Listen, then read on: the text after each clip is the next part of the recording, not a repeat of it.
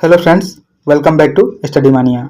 इस वीडियो में हम लोग ज्ञान बिंदु जीएस एकेडमी के द्वारा शुरू किए गए बिहार दरोगा जो पीटी के लिए होमवर्क सीरीज चलाया जा रहा था उसका डे 15 का सेट को डिस्कस करेंगे।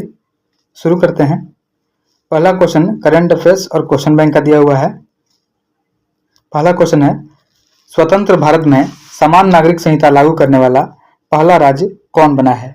तो स्वतंत्र भारत में समान नागरिक संहिता लागू करने वाला पहला राज्य जो हो जाएगा यह उत्तराखंड हो जाएगा। जब क्वेश्चन में पूछा जाएगा कि समान नागरिक संहिता लागू करने वाला पूर्ण रूप से लागू करने वाला राज्य, तो उत्तराखंड हो जाएगा।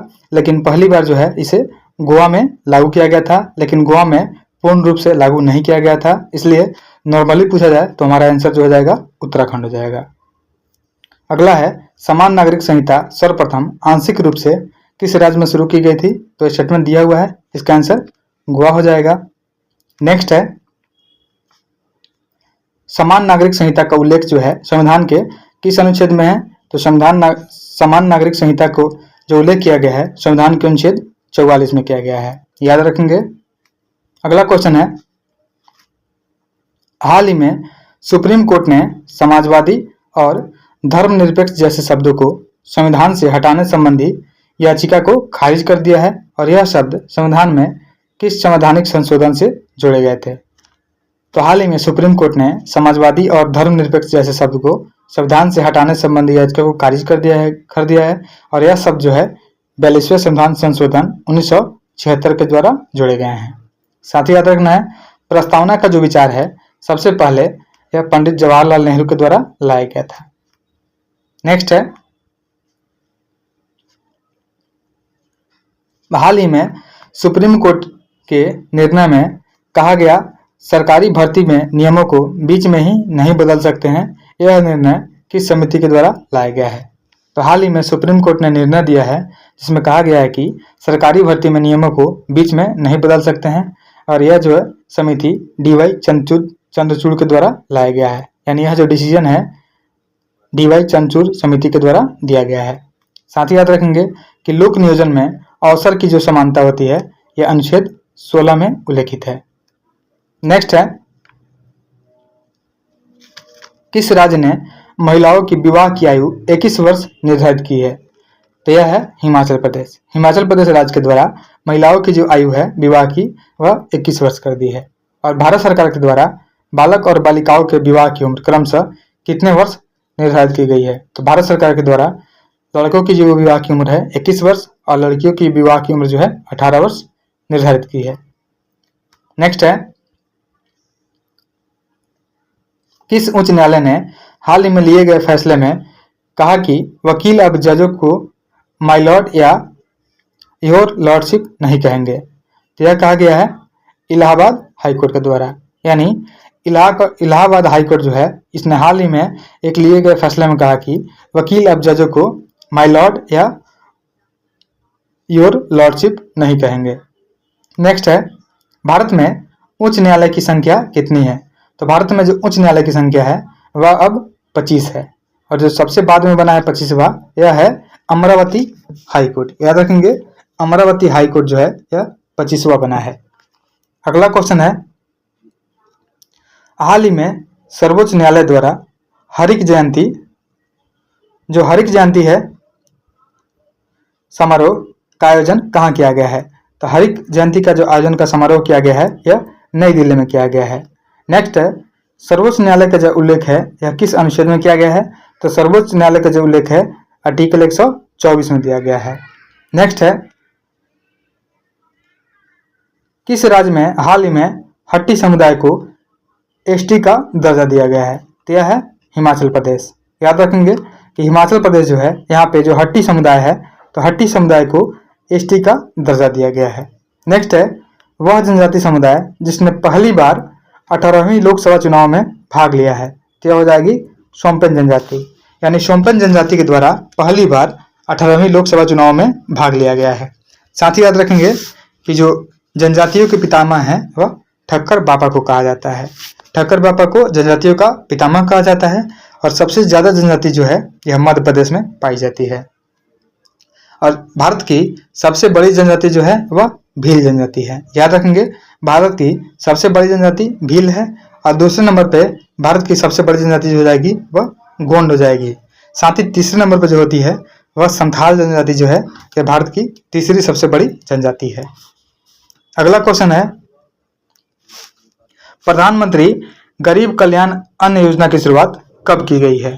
तो प्रधानमंत्री गरीब कल्याण अन्न योजना की जो शुरुआत की गई है यह 2020 में की गई है। साथ ही याद रखेंगे कि खाद्यान्न की सबसे बड़ी योजना है प्रधानमंत्री गरीब कल्याण अन्न योजना। नेक्स्ट है, पहली बार अविश्वास प्रस्ताव किस प्रधानमंत्री के विरुद्ध पारित किया गया था? तो पहली बार जो है अविश्वास प्रस्ताव यह वीपी सिंह के विरुद्ध में पारित किया गया था। नेक्स्ट है, भारत में आर्थिक सुधारों के समय भारत के तत्कालीन प्रधानमंत्री कौन थे? तो भारत में आर्थिक सुधारों के समय भारत के तत्कालीन प्रधानमंत्री जो थे यह पीवी नरसिम्हा राव थे और जो वित्त मंत्री थे यह मनमोहन सिंह थे। याद रखेंगे, भारत में आर्थिक सुधारों के समय भारत के तत्कालीन प्रधानमंत्री पीवी नरसिम्हा राव थे और वित्त मंत्री डॉक्टर मनमोहन सिंह थे। अगला क्वेश्चन है, वह फसल जो जून जुलाई में बोई जाती है और अक्टूबर नवंबर माह में कटाई की जाती है वह क्या कहलाती है?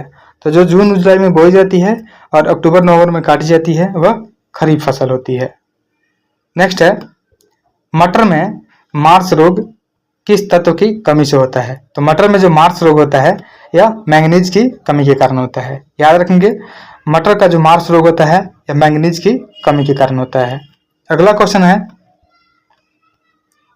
हरित क्रांति शब्द का प्रयोग सर्वप्रथम कब और किसके द्वारा किया गया था? तो हरित क्रांति शब्द का जो सर्वप्रथम प्रयोग किया गया था यह विलियम गोड के द्वारा किया गया था। याद रखेंगे, हरित क्रांति शब्द का प्रयोग विलियम गोड के द्वारा किया गया था। नेक्स्ट है, उत्तर पूर्वी भारत में स्थानांतरण कृषि को किस नाम से जानते हैं? तो उत्तर पूर्वी भारत में स्थानांतरण कृषि को झूम खेती के नाम से जानते हैं। याद रखेंगे, उत्तर पूर्वी भारत में स्थानांतरण कृषि को झूम कृषि के नाम से जानते हैं। आगे है, सही सुमेलित करना है। देखते हैं, जो स्वर्ण रेखा क्रांति है तो स्वर्ण रेखा क्रांति जो हो जाएगी, पहला जो खाद्यान्न उत्पादन संबंध से हो जाएगा हरित क्रांति। जो रजत क्रांति है यह हो जाएगा अंडा उत्पादन से। उसके बाद जो है रजत रेखा क्रांति जो है यह हो जाएगा कपास उत्पादन से। इसी तरह से याद रखेंगे, एक होता है लाल क्रांति। जो लाल क्रांति होता है यह टमाटर उत्पादन और मांस उत्पादन से होता है। एक होता है भूरी क्रांति। तो जो भूरी क्रांति होता है यह होता है उर्वरक उत्पादन से। और एक होता है सुनहरी क्रांति। तो जो सुनहरी क्रांति है यह बागवानी से संबंधित होता है। इस तरीके से और भी याद रखेंगे। अगला है, निम्नलिखित में से कौन सा सही सुमेलित नहीं है? तो देखते हैं, जो सेरीकल्चर होता है यह रेशम पालन क्रिया होता है जिसे हम लोग सेरीकल्चर बोलते हैं।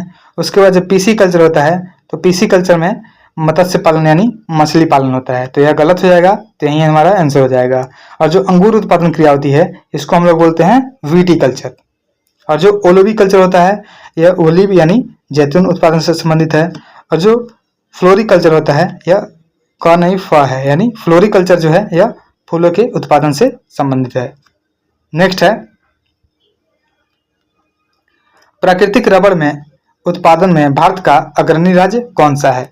तो प्राकृतिक रबड़ के उत्पादन में भारत का अग्रणी राज्य जो हो जाएगा वह केरल हो जाएगा। साथ ही याद रखेंगे, प्राकृतिक बहुलक होता है एक आइसोप्रीन होता है और कृत्रिम बहुलक जो होता है वह नियोप्रीन होता है। नेक्स्ट है, मिट्टियों के अध्ययन को क्या कहा जाता है? तो मिट्टियों के अध्ययन को पेडोलॉजी कहा जाता है। नेक्स्ट है,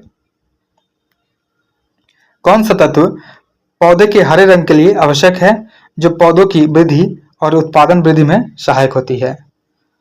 तो हो जाएगा मैग्नीशियम हो जाएगा, जो पौधे के हरे रंग के लिए आवश्यक है और जो पौधे की वृद्धि और उत्पादन वृद्धि में सहायक होती है। नेक्स्ट है, पौधे और वनस्पति के वृद्धि और विकास में सहायक उर्वरक जो यूरिया होती है इसमें नाइट्रोजन की मात्रा कितनी % होती है? तो यूरिया में नाइट्रोजन की मात्रा होती है वह लगभग 46% या 46.6% होती है। याद रखेंगे। नेक्स्ट है, निम्न में से गलत मिलान को छांटिए।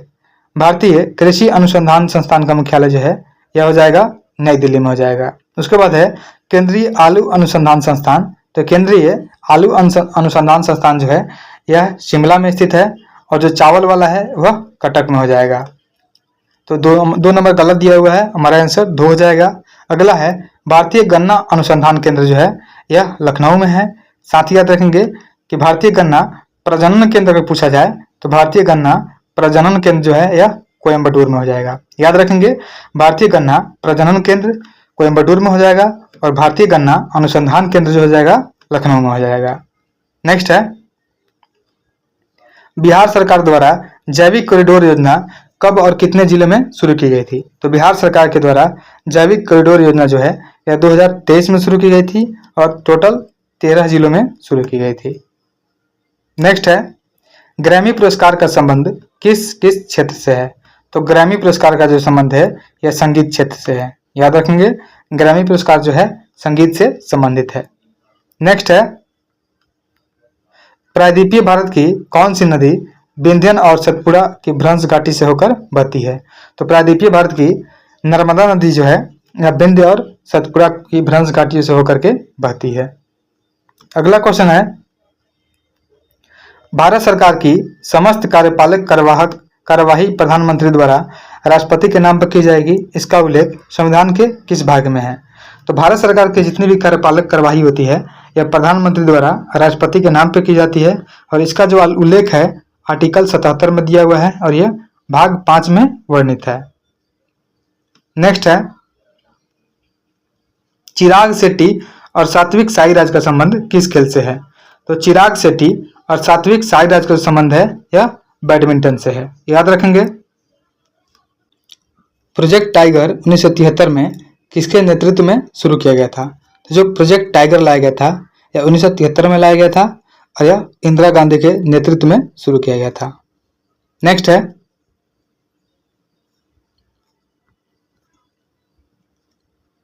UNFCCC द्वारा क्योटो प्रोटोकॉल को कब स्वीकार किया गया था और इसका संबंध किससे है? तो UNFCCC द्वारा क्योटो प्रोटोकॉल को 1997 में स्वीकार किया गया था और जो क्योटो प्रोटोकॉल है इसका संबंध जलवायु परिवर्तन से है। याद रखेंगे। नेक्स्ट है भारतीय संविधान में सहकारी समिति का वर्णन किस अनुच्छेद में किया गया है? तो भारतीय संविधान में सहकारी समिति का जो वर्णन है वह आर्टिकल 43 के ख में किया गया है और इसमें संशोधन जो किया गया है 97वां संशोधन 2011 के द्वारा सहकारी समिति को जोड़ा गया है। नेक्स्ट है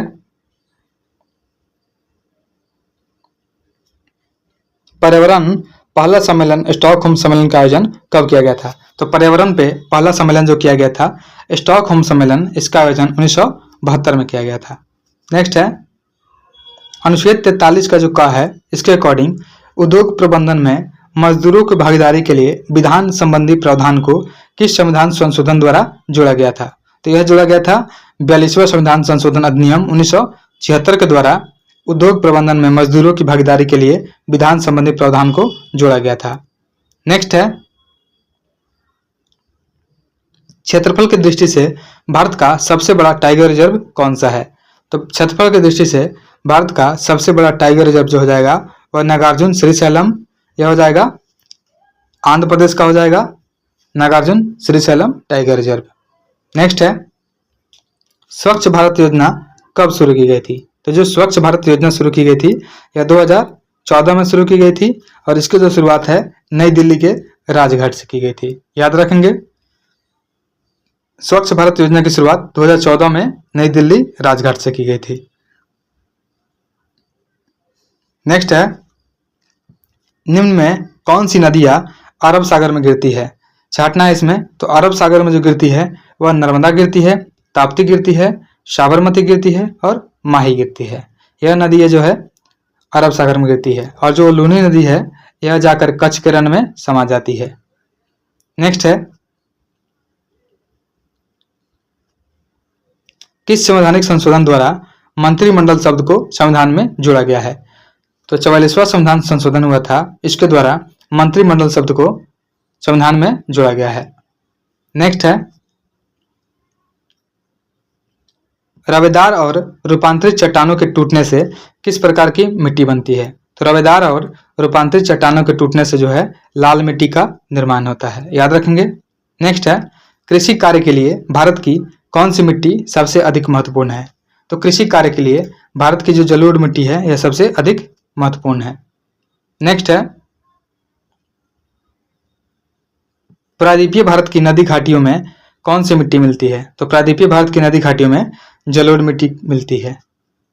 नेक्स्ट है, निम्नलिखित कथनों में से कौन से कथन सत्य दिए हुए हैं? तो देखते हैं। पहला है, जलोढ़ मृदा जो होती है प्रायद्वीपीय प्रदेश में पूर्वी तट की नदी, डेल्टाओं और नदियों की घाटियों में पाई जाती है और जलोढ़ मृदा को पोटास की मात्रा अधिक पाई जाती है। यह भी सही है कि जलोढ़ मिट्टी में पोटास की जो मात्रा होती है अधिक होती है। नेक्स्ट है, प्रतिवर्ष बाढ़ों के कारण द्वारा जो होती है निक्षेपित होने वाली नई जलोढ़ मिट्टी को हम लोग खादर बोलते हैं, यानी सभी स्टेटमेंट सही दिए हुए हैं। नेक्स्ट है, निम्नलिखित में से किन किन राज्यों में काली मृदा पाई जाती है? तो जो काली मिट्टी पाई जाती है यह गुजरात, महाराष्ट्र और आंध्र प्रदेश में पाई जाती है। अगला क्वेश्चन है, निम्न में से कौन सी विशेषताएं काली मृदा से संबंधित है? तो काली मृदा लंबे समय तक नमी को बनाए रखती है, यह इंपॉर्टेंट हो जाएगा। और काली मृदा में फास्फोरस, नाइट्रोजन और जैव तत्वों की अधिकता होती है, यह स्टेटमेंट गलत है। तो पहला स्टेटमेंट सही है कि काली मृदा होती है जो लंबे समय तक नमी को बनाए रखती है। नेक्स्ट है, लाल मिट्टी के संबंध में नीचे दिए गए कथनों पर विचार कीजिए। तो लाल मिट्टी का विकास जो है उन क्षेत्रों में हुआ है जहां रवेदार आग्नेय चट्टानें पाई जाती हैं, यह स्टेटमेंट बिल्कुल सही है। अगला है, लाल मिट्टी जल योजित होने पर पीली दिखाई देती है, यह भी बिल्कुल सही है। लाल मिट्टी में जब जल को सोखती है तो वह पीली दिखाई देती है। नेक्स्ट है, इस मृदा को सिंचाई की कम आवश्यकता होती है क्योंकि वह नमी को रोक सकती है, वह कौन सी है? तो नमी को रोक सकती है वह काली मिट्टी होती है जो नमी को रोक के रखती है और इसमें सिंचाई की कम आवश्यकता होती है। तो हमारा आंसर जो हो जाएगा काली मिट्टी हो जाएगा। अगला क्वेश्चन है, काजू की खेती के लिए निम्नलिखित में से कौन सी मृदा सर्वाधिक उपयुक्त है? तो काजू की खेती के लिए जो है लेटराइट मृदा जो होती है सबसे अधिक उपयुक्त मानी जाती है। नेक्स्ट है, इस मृदा को सिंचाई की कम आवश्यकता होती है क्योंकि वह नमी को रोक कर रखती है, तो यह काली मिट्टी होती है। नेक्स्ट है, इसमें मिलान करना है, मिट्टी दिया हुआ है और राज्य दिया हुआ है। तो देखते हैं, जो जलोढ़ मिट्टी है, जलोढ़ मिट्टी मुख्य रूप से राजस्थान में पाई जाती है, आंध्र प्रदेश में पाई जाती है। उसके बाद है जो काली मिट्टी है, तो काली मिट्टी महाराष्ट्र में पाई जाती है। जो लाल मिट्टी है, लाल मिट्टी आंध्र प्रदेश में पाई जाती है और जो मरुस्थलीय मिट्टी होता है यह राजस्थान में पाई जाती है। तो उत्तर प्रदेश में हो जाएगी हमारी, उत्तर प्रदेश में हो जाएगी जलोढ़ मिट्टी हो जाएगी। नेक्स्ट है, निम्नलिखित में से भारत का कौन सा क्षेत्र मृदा अपरदन जो इरोजन होता है इससे अत्यधिक प्रभावित है? तो ये हो जाएगी चंबल की घाटी। जो चंबल की घाटी है यह मृदा अपरदन से अत्यधिक प्रभावित होती है। अगला है, भारत के संविधान के किस भाग में हमें नागरिकता से संबंधित प्रावधान मिलते हैं? तो संविधान के भाग 2 में नागरिकता से संबंधित प्रावधान मिलते हैं, याद रखेंगे। भारत के संविधान के भाग 2 में नागरिकता का वर्णन किया गया है। नेक्स्ट है, भारत के संदर्भ में निम्नलिखित कथनों पर विचार कीजिए। भारत में केवल एक ही नागरिकता और एक ही अधिवास है, यह बिल्कुल सही स्टेटमेंट है। नेक्स्ट है, जो व्यक्ति जन्म से नागरिक हो केवल वही राष्ट्राध्यक्ष बन सकता है, यह स्टेटमेंट गलत है। अगला है, जिस विदेशी को एक बार नागरिकता दे दी गई है वह किसी भी परिस्थिति में उसे इससे वंचित नहीं किया जा सकता है, यह भी स्टेटमेंट बिल्कुल गलत है। पहला स्टेटमेंट बिल्कुल सही हो जाएगा कि भारत में केवल एक ही नागरिकता और एक ही अधिवास शामिल है। नेक्स्ट है, भारत के संविधान द्वारा किस प्रकार की नागरिकता प्रदान की जाती है? तो भारत के संविधान के द्वारा जो है एकल नागरिकता प्रदान की जाती है। नेक्स्ट है, संविधान द्वारा प्रदत्त नागरिकता के संबंध में संसद ने एक व्यापक नागरिकता अधिनियम कब बनाया है? तो प्रदत्त ये संविधान द्वारा प्रदत्त जो है नागरिकता के संबंध में संसद के द्वारा एक व्यापक नागरिकता अधिनियम 1955 में बनाया गया है। अगला क्वेश्चन है,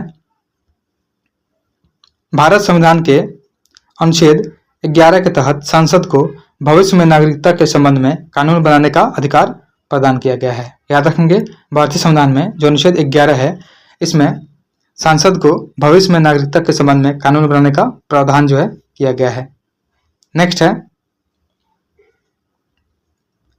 पाकिस्तान से आकर भारत में नागरिकता प्राप्त करने संबंधी प्रावधान का वर्णन निम्नलिखित में से किस अनुच्छेद में वर्णित है? तो पाकिस्तान से आकर के भारत में नागरिकता प्रदान करने संबंधी प्रावधान जो है यह अनुच्छेद 6 में वर्णित है।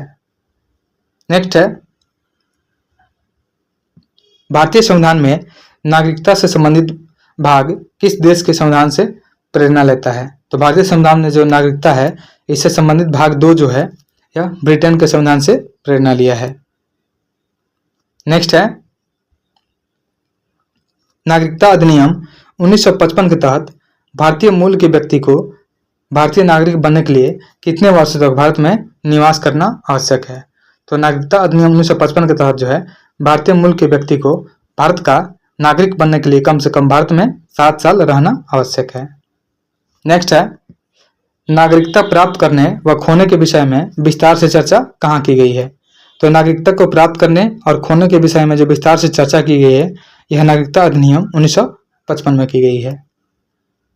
अगला क्वेश्चन है, भारतीय संविधान के अंतर्गत भारत के नागरिक को वे कौन से अधिकार प्राप्त हैं जो गैर नागरिकों को नहीं है? तो भारत के नागरिक को जो अधिकार प्राप्त हैं वह है 15, 16, 19, 20 और 30। यह विदेशियों को प्राप्त नहीं है, ये सिर्फ भारतीय नागरिकों को दिए जाते हैं। नेक्स्ट है,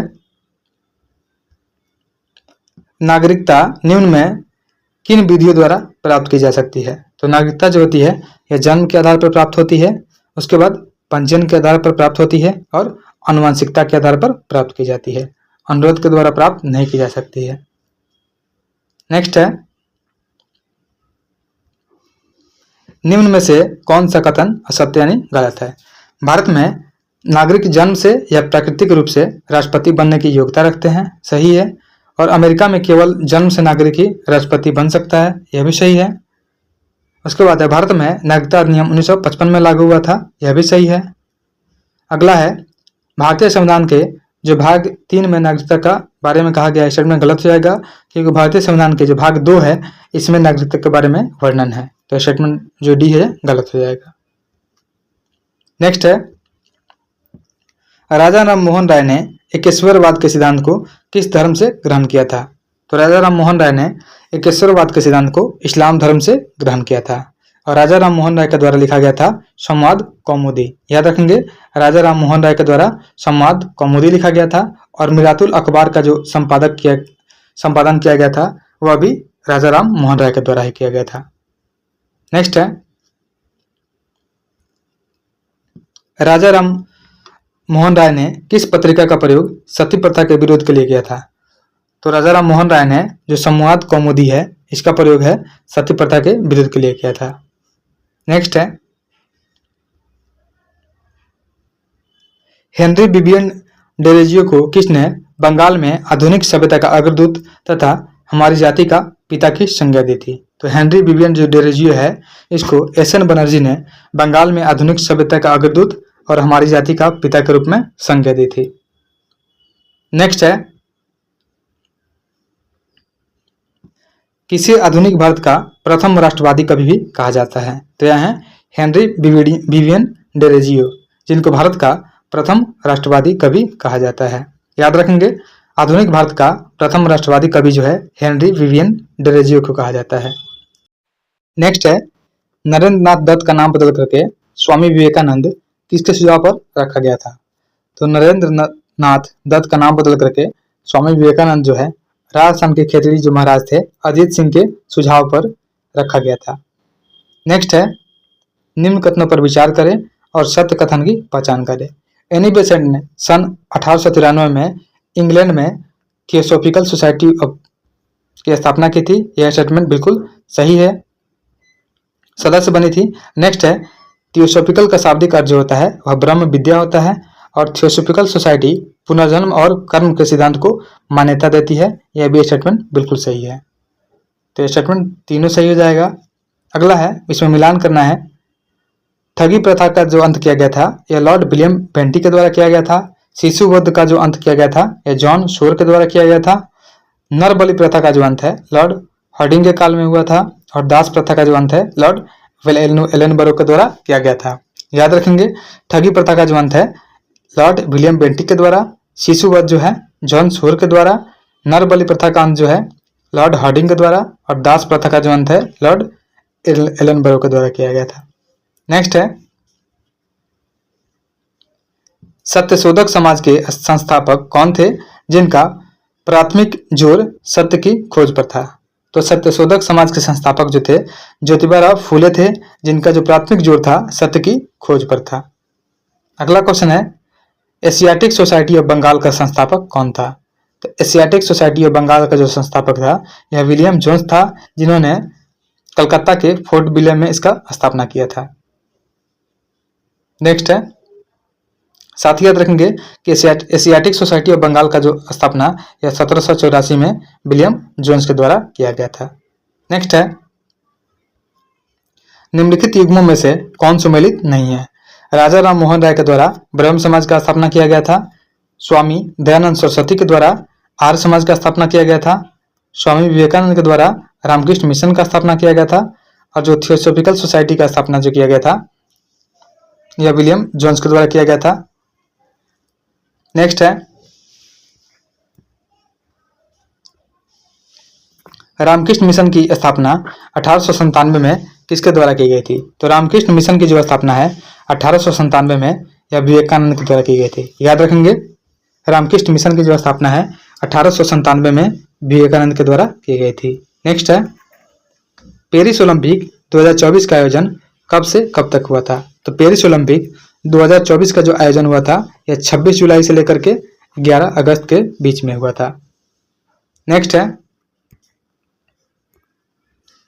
पेरिस ओलंपिक 2024 में भारत के किस खिलाड़ी ने पहला पदक जीता था।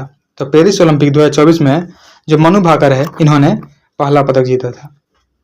अगला क्वेश्चन है, पेरिस ओलंपिक 2024 में किस भारतीय खिलाड़ी ने रजत पदक जीता था। तो पेरिस ओलंपिक 2024 में यह नीरज चोपड़ा थे जिन्होंने रजत पदक जीता था। नेक्स्ट है, पेरिस ओलंपिक 2024 खेलों में भारत के ध्वजवाहक कौन थे। तो पेरिस ओलंपिक 2024 में खेलों में भारत के जो ध्वजवाहक थे वह पीवी सिंधु और शरद कमल थे। याद रखेंगे, पीवी सिंधु और शरद कमल जो थे यह पेरिस ओलंपिक 2024 खेलों में भारत के ध्वजवाहक थे। नेक्स्ट है, पेरिस ओलंपिक 2024 में भारत ने कुल कितने पदक जीते। तो पेरिस ओलंपिक 2024 में भारत के द्वारा 6 पदक जीते गए, जिसमें से 5 जो पदक थे यह कांस्य पदक थे और 1 पदक जो हो जाएगा यह रजत पदक था।